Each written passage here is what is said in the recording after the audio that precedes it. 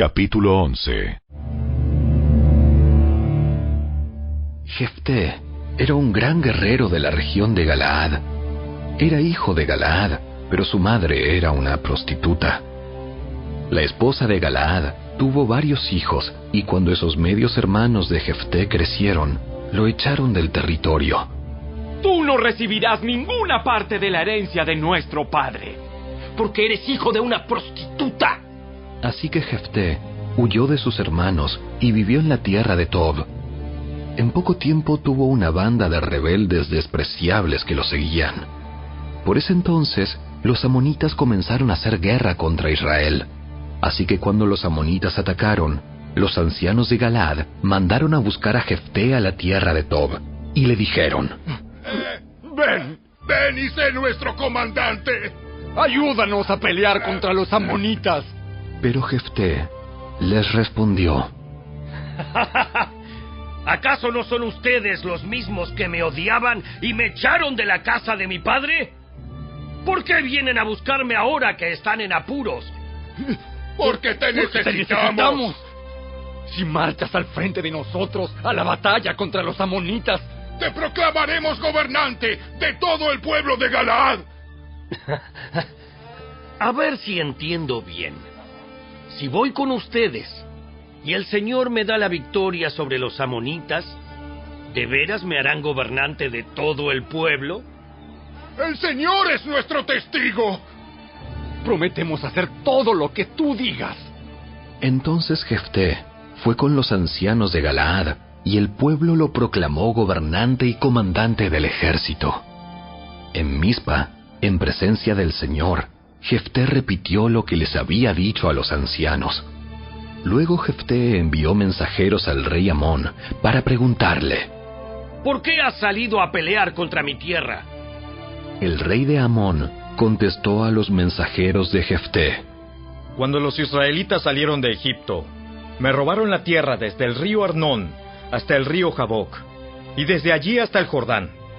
Así que ahora, devuélvanme mi tierra pacíficamente. En respuesta, Jefté le envió al rey amonita el siguiente mensaje: Israel no robó ninguna tierra, ni a Moab ni a Amón. Cuando los israelitas llegaron a Cades, en su viaje desde Egipto, después de cruzar el Mar Rojo, enviaron mensajeros al rey de Edom para pedirle que les permitiera pasar por su tierra. Pero su petición fue denegada. Entonces le pidieron lo mismo al rey de Moab, pero él tampoco los dejó pasar por su tierra. Por eso el pueblo de Israel se quedó en Cades. Finalmente, se fueron rodeando por el desierto los territorios de Edom y Moab. Viajaron a lo largo de la frontera oriental de Moab y acamparon al otro lado del río Arnón. Pero ni una sola vez cruzaron el río Arnón para entrar en Moab, porque el Arnón era la frontera de Moab. Después, Israel envió mensajeros al rey Sehón de los amorreos, quien reinaba desde Hesbón, a fin de pedirle permiso para atravesar su territorio y llegar a su destino. Pero el rey Sehón no confiaba lo suficiente en Israel para dejarlo pasar por su tierra.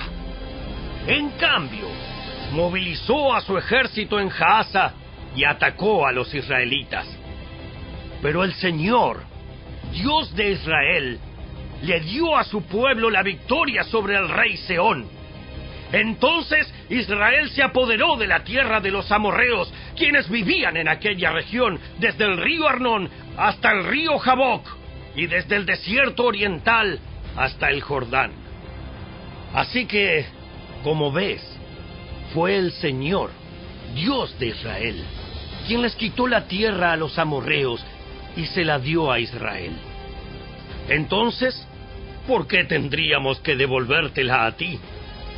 Tú quédate con todo lo que te dé tu Dios Quemos, y nosotros nos quedaremos con todo lo que nos dé el Señor nuestro Dios. ¿Acaso eres tú mejor que Balac, hijo de Zippor, rey de Moab? ¿Intentó él presentar argumentos contra Israel por territorios en conflicto? ¿Entró en guerra con los israelitas? Hace 300 años que Israel vive aquí, tanto en Hesbón como en los asentamientos de alrededor, hasta Aroer y sus asentamientos, y en todas las ciudades a lo largo del río Arnón. ¿Por qué no has hecho ningún esfuerzo hasta ahora para recuperar la tierra? Por lo tanto, yo no pequé contra ti. Más bien, tú me hiciste daño al atacarme.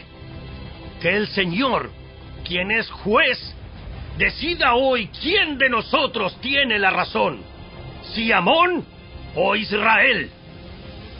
Pero el rey de Amón no hizo caso al mensaje de Jefté. En esa ocasión, el Espíritu del Señor vino sobre Jefté, y él recorrió toda la tierra de Galaad y de Manasés, incluida Mizpa, en Galaad, y desde allí lideró al ejército contra los amonitas. Y Jefté hizo un voto al Señor. Si me das la victoria sobre los amonitas, yo entregaré al Señor al primero que salga de mi casa para recibirme cuando regrese triunfante. Lo sacrificaré como ofrenda quemada. Así que Jefté dirigió al ejército contra los amonitas, y el Señor le dio la victoria. Aplastó a los amonitas, devastó unas 20 ciudades, desde Aroer hasta una zona cerca de Minit, y desde allí hasta Abel Keramim. De esa forma, Israel derrotó a los amonitas. Cuando Jefté volvió a su casa en Mizpa, su hija salió a recibirlo tocando una pandereta y danzando de alegría. Ella era su hija única, ya que él no tenía más hijos ni hijas. Cuando la vio, se rasgó la ropa en señal de angustia. ¡Hija mía! Me has destruido por completo. Me has traído una gran calamidad. Pues hice un voto al Señor y no puedo dejar de cumplirlo. Y ella le dijo: Padre, si hiciste un voto al Señor, debes hacer conmigo lo que prometiste. Porque el Señor te ha dado una gran victoria sobre tus enemigos, los amonitas. Pero antes, permíteme hacer una sola cosa. Déjame subir a deambular por las colinas y a llorar con mis amigas durante 2 meses, porque moriré virgen.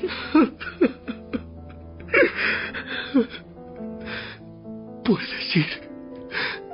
Y la dejó salir por el término de 2 meses. Ella y sus amigas subieron a las colinas y lloraron, porque ella nunca tendría hijos. Cuando volvió a su casa, su padre cumplió el voto que había hecho, y ella murió virgen.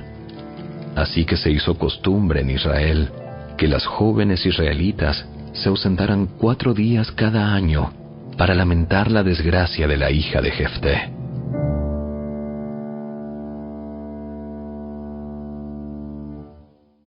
Capítulo 12. Luego los hombres de Efraín movilizaron a un ejército y cruzaron el río Jordán hasta Safón. Entonces enviaron el siguiente mensaje a Jefté: ¿Por qué no nos llamaste para que te ayudáramos a luchar contra los amonitas? ¡Quemaremos tu casa contigo adentro! Jefté respondió: Yo los convoqué cuando comenzó el conflicto, pero ustedes se negaron a venir. No quisieron ayudarnos a luchar contra Amón.